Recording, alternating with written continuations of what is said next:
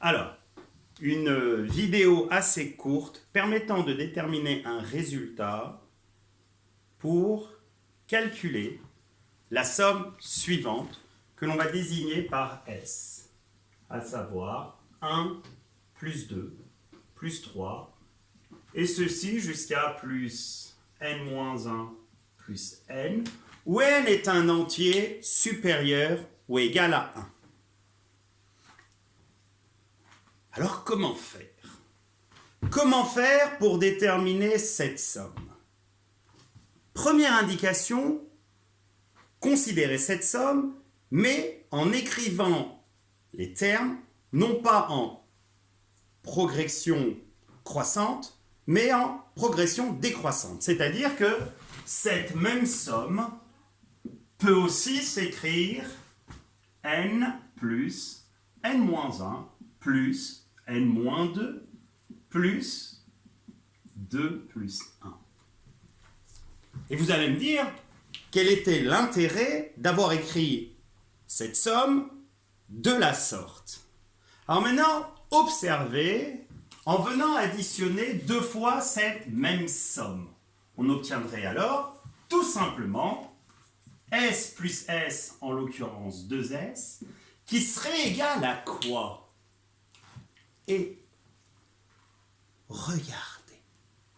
Alors si vous considérez les termes ici, représentés plus précisément encadrés en rouge, et que vous venez à les additionner, vous obtenez 1 plus n. Oh là! Et à nouveau ici, 2 plus n-1 qui donne 1 plus n. Et encore 3 plus n-2 qui donne 1 plus n. Et par la suite, n-1 plus 2 qui donne 1 plus n. Et le dernier, n plus 1, qui donne à nouveau 1 plus n ou n plus 1. Alors vous allez me dire, d'accord, si j'ai bien compris, le fait d'avoir réécrit cette somme dans l'autre sens, on obtient le résultat suivant, à savoir que 2 fois la somme donne n plus 1 plus n plus 1 plus n plus 1 plus n plus 1.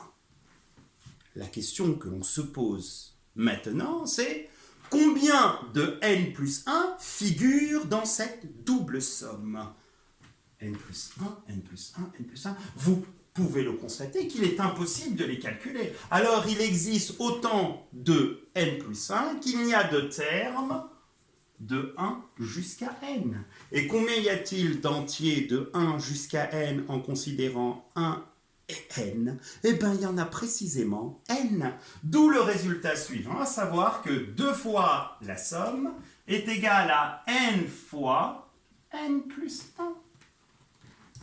En conclusion, cette somme est égale tout simplement à n fois n plus 1 sur 2. Résultat à connaître et qui va nous permettre par la suite de déterminer la formule donnant la somme des termes consécutifs d'une suite arithmétique, et ceci général. Alors que là, précisément, vous avez la somme des termes consécutifs d'une suite arithmétique de raison 1, dont le premier terme est 1 et le dernier est n. Apprenez cette formule et retenez, pourquoi pas, la méthode permettant de retrouver le résultat.